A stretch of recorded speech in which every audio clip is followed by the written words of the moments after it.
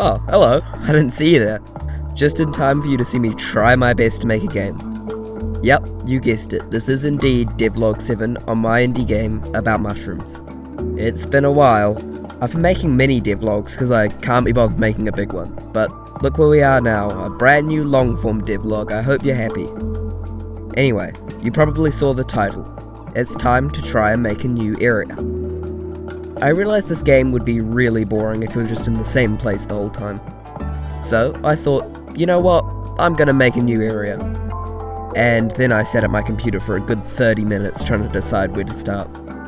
And then I opened up a new sprite file and started working on some art for the new area.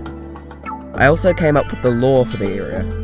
It was supposed to be a dried ocean that was once prosperous and full of life, and now it's just a barren desert, and all of the inhabitants have made their homes out of dried coral or animal bones. After doing all the art, my friend pointed out that it was basically just Sands of Karak from Silksong. Yeah, I kinda see what they're talking about. I guess I've just been playing too much of that game, and all the ideas have been ingrained into my brain. But, you know what? It's different enough, right? Or I'll just make up some lore about a giant creature that inhabited the ocean. Look, I'm trying my best here, okay? It looks a bit empty at the moment. And what do all deserts have? Dust storms. So, I decided I will make a shader. Now, I really suck at shaders. But, you know, what's the worst that could happen? Oh god, that's not right. Oh no, that's worse. Oh god. Okay, that looks right. Thank goodness that's done. Also, I made it so the background seamlessly transitions. All I really did was place a bunch of background tiles where you'd be able to see the background change, so it kind of looks seamless. But really it's just changing from one to the other and you can't see it. I think that's the number one trick with game design.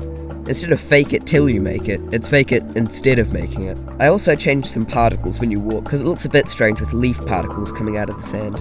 It sounded a bit strange with the normal soundtrack in the background. So, let's open Cakewalk and make some music. I've never used Cakewalk before. I recently got a new computer and I used to use GarageBand. Unfortunately, that's only for Mac, and my new computer is a Windows. So, I'm gonna have to learn this new software.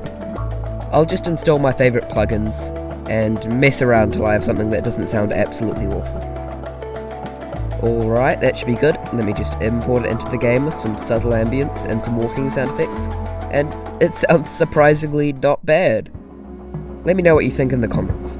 Alright, there have been some other things that I've done since the last devlog, so I'll go over those really quickly.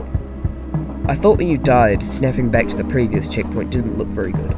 So I made this death animation where you get flung and this death transition plays. This one's even more complicated than the dust storm, and you don't want to know how long this took me.